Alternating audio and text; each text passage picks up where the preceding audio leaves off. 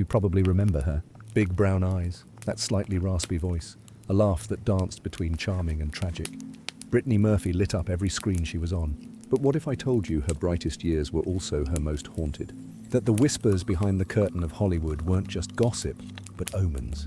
And that the house where she died never truly slept again. It was December 2009 when the news broke. Brittany Murphy dead at just 32. Cardiac arrest, they said. Natural causes. The world gasped, and then moved on. But inside the walls of 1895 Rising Glen Road, something lingered.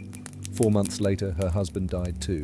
Same house, same cause, same eerie silence afterward. No drugs found in quantities large enough to explain it. No enemies, no scandals, just a beautiful woman gone too soon. And then, another. It didn't make sense. Not to her fans, not to her friends, not to her mother who claimed the house was poisoning them all. But if you look closely, there were signs of control, of isolation, of secrets wrapped in silk robes and dim lighting. So tonight, let's dim our own lights, lean in, and revisit the final months of Brittany Murphy's life. Not the Hollywood version, but the quiet descent no one dared to look at until it was far too late. Because sometimes, it's not what you see in the spotlight, it's what gets buried behind it. Brittany Ann Bertolotti was born on November 10, 1977, in Atlanta, Georgia. Raised by her mother Sharon after her parents divorced when she was just 2 years old, Brittany's life from the start was shaped by quiet resilience. They moved to Edison, New Jersey, and then to Los Angeles because Brittany had a dream and Sharon believed in it fiercely. She wasn't your typical starlet. She didn't have the icy detachment of a Charlize or the calculated poise of a Natalie.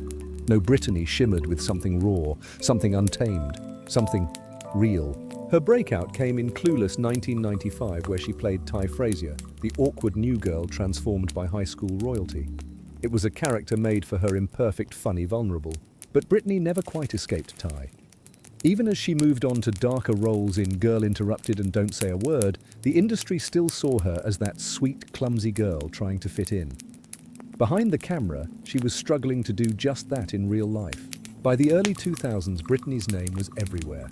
Red carpets, talk shows, the voice of Luann in King of the Hill. She was in 8 Mile standing toe-to-toe with Eminem. People magazine called her one of Hollywood's most promising young stars. But something shifted. Her face began to change, cheeks, slimmer, eyes wider. Her voice seemed shakier in interviews, and her once playful demeanor turned guarded, rehearsed. Rumors swirled. Drug use, eating disorders, a string of failed relationships including a broken engagement to talent manager Jeff Quatinetz and a much-publicized romance with Ashton Kutcher. And then Simon Monjack. He wasn't what anyone expected. An English screenwriter with a questionable past legal troubles visa issues debts he never fully explained. He was older, evasive, and oddly possessive. Friends say Brittany changed after they married in 2007. She stopped going out, stopped answering calls. She even fired her longtime agents and publicist. Her world shrank, until it seemed to consist of just 2 people, Simon and her mother Sharon, both living with her in the same Hollywood Hills home. 1895 Rising Glen Road, a quiet winding street tucked into the hills above Sunset Boulevard. Gated, secluded, the kind of place where you hear coyotes at night and the city feels like a rumor. It should have been a sanctuary, but instead, it became something else. In 2009, the film roles dried up. Brittany was reportedly fired from the movie The Caller in Puerto Rico. She returned home sick, exhausted, and scared. Within weeks, she would be dead. But before we go there, before we stand in that tiled bathroom where she collapsed, we need to understand this. Hollywood never killed Brittany Murphy. It just watched while something darker took her place. And the first signs of collapse had already begun. By late November 2009, Brittany wasn't just fading from the public eye, she was retreating from reality itself. Friends who had once spoken to her daily now said it had been months since they'd heard her voice. If they texted, the replies came oddly worded, almost like someone else had written them. Her interviews, once bright and filled with giggles, were gone. Her home had become a fortress, and she was its ghost. Neighbors noticed the change. The house, once alive with the buzz of guests and late-night movie rewatches, was silent. Curtains drawn all day. No deliveries, no sunlight, just a constant eerie stillness. A few remembered seeing Simon Monjack pacing the driveway, shirt unbuttoned, wild-eyed, clutching a phone like it was the last tether to something real. Inside, Brittany was sick. She had been coughing for days, maybe weeks, pale, weak, losing weight again. She told a friend she thought she had laryngitis. Another time she mentioned being too exhausted to climb the stairs, but no one knew just how bad it had gotten because no one was allowed in. Not anymore. The night before her death, she collapsed in the bathroom. Not completely, not yet. She managed to get up. She didn't tell the world, didn't call for help. She simply went to bed, said she'd rest, said she'd be better in the morning. She wouldn't be. The next morning, December 20th, she was found on the floor again. This time, motionless. The tiles were cold. Her mother called 911. When paramedics arrived, the scene was strangely quiet. No screams, no sobs, just a body. Brittany's body. They tried to revive her, but it was too late. Her heart had stopped. Just 32 years old. No known history of heart issues. No visible injuries. Just gone. The official cause cardiac arrest due to pneumonia and severe anemia. Toxicology showed traces of over-the-counter medications, cold medicine, painkillers, cough syrup, enough to worry a doctor, not enough to kill a star. Still, it didn't feel right. People close to her couldn't accept it. They remembered how fast it had happened, how distant she'd grown, how strange Simon had become. The home, once Brittany's dream escape, now felt cursed. Then came the autopsy report. Her body was severely underweight, her lips blue, her fingernails brittle. Her iron levels were dangerously low. It wasn't just sudden illness. It looked like long-term neglect, or worse, someone making her believe she wasn't sick at all. And then, just 4 months later, it happened again. Simon Monjack dead, same house, same bathroom, same bizarre blend of pneumonia and anemia, same cocktail of medications. By then, people stopped whispering. They started asking, was this really coincidence? Or was there something inside that house, something no one wanted to see? But by the time those questions were asked, it was already too late to save her. When the news of Brittany Murphy's death broke, it swept across entertainment sites like a wave. Gone too soon, they all said. A tragic loss. But the industry and the world moved on quicker than anyone expected. There were no criminal investigations, no dramatic arrests, no wild paparazzi chases, just a brief mourning period, and then silence. But there were those who couldn't let it go. Her father, Angelo Bertolotti, wasn't satisfied. He hadn't been part of Brittany's life for many years, but even from the outside, he knew something didn't add up. He began making public statements suggesting foul play. He accused Hollywood. He accused Simon. And then most controversially, he accused her mother. At first, the media wrote him off, estranged, bitter, seeking attention. But Angelo insisted there was more. He claimed Brittany had told him she was afraid, that she felt controlled, that she wanted to escape. No one had listened then. He made it his mission to make them listen now. He pushed for toxicology retests, hired private investigators, and eventually, in 2013, 4 years after her death, managed to get independent lab results. And what they found changed everything. The report indicated high levels of heavy metals, barium, antimony, and other elements typically found in rat poison and certain industrial chemicals. Enough to raise eyebrows, enough to raise alarms. Suddenly, what had been labeled as natural causes didn't seem so natural anymore. Angelo pointed the finger squarely at the people inside that house, not strangers, not outsiders, but the very people closest to Brittany in her final days. Still, the Los Angeles County Coroner's Office stood by their original findings. They dismissed the new toxicology report, claiming it was inconclusive, possibly contaminated, and not admissible as official evidence. No further investigation was opened, but online forums lit up. Reddit threads, YouTube deep dives, true crime communities swarmed with theories. Some believed Simon Monjack was poisoning her slowly, methodically to keep her weak and dependent. Others believed it was neglect, that both Brittany and Simon had been suffering from a mold infestation in the house which may have caused respiratory issues, immune dysfunction, and systemic illness. There were even darker whispers that Simon was not who he claimed to be, that he had a trail of victims long before Brittany, that he isolated her on purpose, cut off her income, fired her team, and spun a world where he was the only voice she could trust. He claimed to love her, but love doesn't look like that. Then came one final eerie piece of the puzzle. Sharon Murphy, Brittany's mother, was living in the same house when both her daughter and her son-in-law died, and after their deaths, she never left. For years, she stayed in the very place where 2 people had collapsed and died, where medical reports suggested toxins, where grief lived in the walls. Why? The police never pressed her, and the public over time forgot. No charges were filed, no one was arrested, no trial, no justice. Just Brittany gone in her 30s, Simon buried beside her, and a house that became a monument to unanswered questions. Sometimes the scariest stories aren't the ones with masked killers or shadowy figures in the dark. Sometimes it's the ones where everyone's smiling until they stop. After the headlines faded, after the memorial candles burned down to puddles of wax on front porches and celebrity blogs moved on to newer scandals, the silence around Brittany Murphy's death became deafening. There was no justice, no clarity, no one held accountable. The public grief that once seemed so loud, so present, had thinned out like fog at dawn. Her name stopped trending, her movies stopped airing. Even her Hollywood star, which never came, was never posthumously granted. Brittany wasn't just gone, she was being erased. Her home, 1895 Rising Glen, sat untouched for months. Real estate agents refused to list it. Prospective buyers walked in and promptly walked out. The air inside felt wrong, heavy, stale.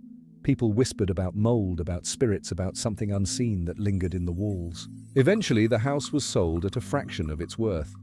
The new owners gutted it, tore down the interiors, rebuilt it from the studs, as if they believed, like many others, that whatever had lived inside needed to be stripped out completely. But no renovation could scrub the story. There was a moment when it seemed like Brittany's case might reignite. In 2014, a lawsuit was filed against the attorneys who had handled her will, alleging malpractice. Her father kept speaking to any outlet that would listen. "My daughter was murdered," he said again and again, but his voice got quieter as the years passed, lost in a world that thrives on fresher tragedies. And then, he died too. Angelo Bertolotti passed away in 2019. He left behind no resolution, just more questions. Meanwhile, Simon Monjack's past continued to unravel. Reporters dug into his finances, unearthing lawsuits, unpaid debts, and a long list of women who claimed he had manipulated them emotionally, financially, and in some cases romantically.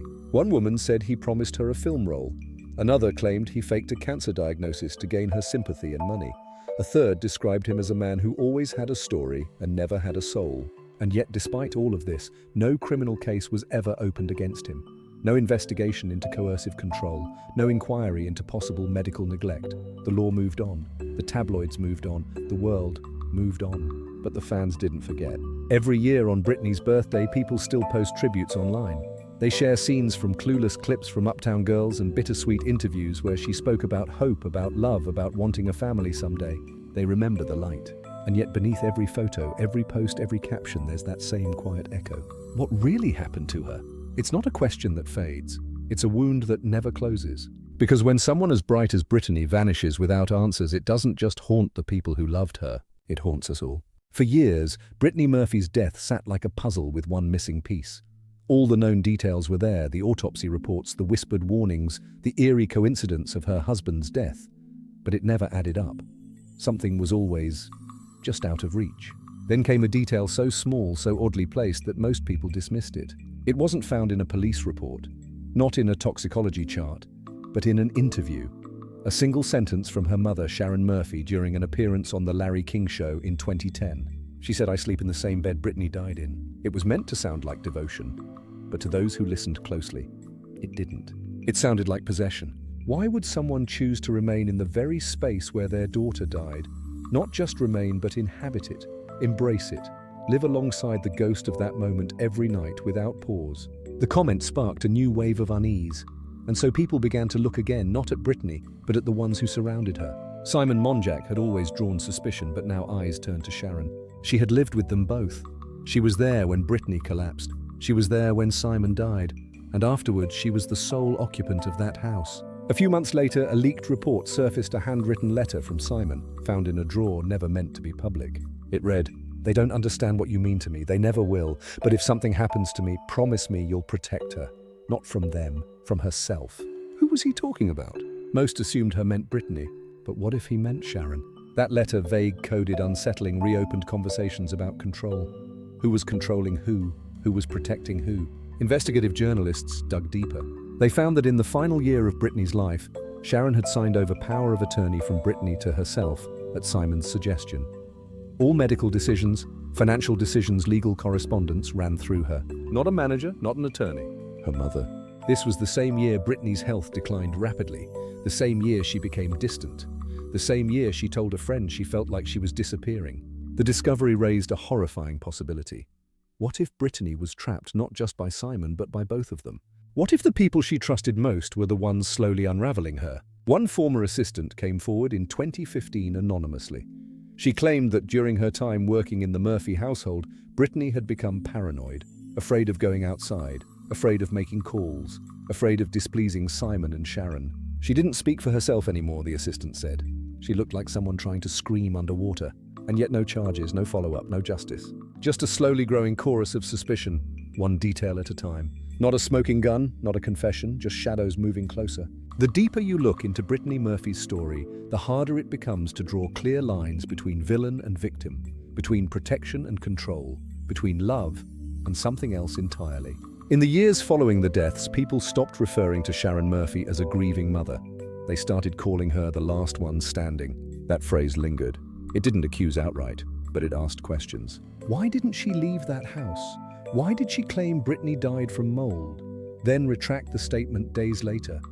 Why did she co-author a tribute letter to Simon Monjack in The Hollywood Reporter, praising his devotion just weeks after he died, a man who by many accounts had isolated and manipulated her daughter? And then came the twist. Not in a courtroom, not in a news headline, but in a mirror. It was a 2020 documentary series, What Happened, Brittany Murphy, that reframed the story with haunting clarity. For the first time, insiders spoke freely. Assistants, stylists, former friends. They described a household suffocating in secrets. Brittany wasn't allowed to take meetings without Simon present. Her diet was controlled. Her phone was monitored. Her money gone. When asked why Brittany didn't leave, one friend simply said she couldn't. They made sure she believed she was too weak, too sick, too alone. But the twist wasn't just that she had been trapped. It was that Brittany Murphy, the quirky, hopeful, bright-eyed actress America adored, had spent her final months not realizing she was in danger. She didn't run, she didn't cry out, she tried to fix it. In one of her final interviews, she said, "I feel like everything's finally calming down. I'm happy." She wasn't happy. She was vanishing. And yet, even in her decline, Brittany tried to be generous. When her roles dried up, she didn't blame Hollywood. When the rumors swirled, she didn't lash out. She kept smiling, kept hoping. But no amount of hope could fight what was closing in. The twist wasn't just the toxicity in her house, it was the silence of everyone outside of it. The agents who didn't push back, the friends who stopped calling, the system that watched her fade and labeled it eccentric, not emergency. And the house, it became a symbol, not of Hollywood glamour, but of isolation, of decay. A silent tomb wrapped in stucco and palm trees hidden just above Sunset Boulevard. Every story needs a villain, but in this one there may not be a single monster. There may only be mirrors, and reflections too painful to face. In the world of true crime, we often crave clarity. A killer, a motive, a resolution that lets us sleep at night knowing the story has an end. But Brittany Murphy's case refuses to give us that comfort. It's not a whodunit. It's a slow collapse built on silence, fear, and something far more difficult to confront: emotional entrapment. At the center of it all was Brittany, someone who never truly learned to say no. From a young age, she was praised for being agreeable, adaptable, easy to work with. A dream, on set directors said. Sweet as sugar co-stars echoed. She wanted to please, she needed to be loved. And in that desire, she became malleable. Her relationship with her mother was close but enmeshed. Sharon had given up everything for Brittany's career, moved across the country, stayed by her side through every audition, every rejection, every small win. But as Brittany grew into adulthood, their bond never quite evolved. It stayed fused parent and child, roommate and caregiver, ally and authority. Then came Simon Monjack. Simon saw in Brittany what predators often see in their victims, someone who needed to be protected, someone who didn't trust her own instincts, someone used to being told what to do, and he filled that role perfectly. He flattered her, promised her a comeback, told her everyone else was against her, the studios, the managers, the press, that he was the only one who truly understood her, who would never leave her.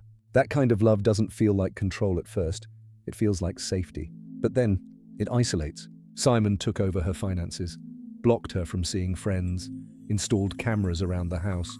He claimed they were for protection, but the result was imprisonment.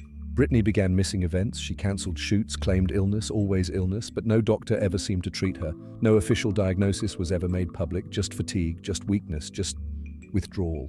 Experts in psychological abuse call this coercive control, a pattern of behaviors designed to entrap a person in a relationship through manipulation, dependency, and fear. It's hard to prove, harder to prosecute, but its effects can be fatal. And what makes Brittany's story so haunting is that she didn't rage against it. She didn't scream. She dimmed herself quietly day by day until there was almost nothing left. But there's another layer still. What of Sharon? Some believe she too was a victim, that Simon manipulated both women using guilt and loyalty to pit them against the outside world. Others suspect she knew more, that her silence was complicity, that she chose comfort over confrontation. We may never know the full truth, but what we do know is this. 3 people lived in that house, 2 are gone, 1 never spoke out. And the one who died first, she was the youngest, the brightest, and the one whose voice was most tragically muted. Brittany Murphy didn't die in a dramatic blaze of scandal. She faded. She withered in plain sight, and the world let it happen. There are stories that end with a bang, a final scene, a courtroom verdict, a name etched into infamy. But Brittany Murphy's story ends with a whisper, a quiet, aching question that refuses to go away. What if someone had listened? What if someone, a friend, a director, a neighbor, had pushed harder, come by the house, insisted she step outside? What if someone had looked past the rumors, the tabloid headlines, the ever-changing excuses, and simply asked, "Are you safe?" Would she still be here? Or would the machine have swallowed her anyway? We may never know. But what we do know is that Brittany's story isn't just about one woman or one house or one suspicious death. It's about how easily a life can unravel behind a smile, how quickly fame can fade into isolation, how a kind heart too soft for a hard world can be manipulated, worn down, and extinguished without a single headline calling it what it truly was: abuse. Brittany Murphy deserved more time, more protection, more people willing to see her. And maybe that's the haunting truth that lingers when the credits roll. Not that she died too soon, but that no one stopped it when they could have. Thank you for spending this time with us, for listening to Brittany's story in full, not just the headlines, but the silences in between. If this story moved you or made you think a little deeper about the voices we overlook, we ask you to stay with us. Subscribe to the channel, share this video, and help us keep these quiet stories alive. Because sometimes the most important truths aren't the loudest. They're the ones whispered just before they're forgotten. We'll be here to listen and to remember.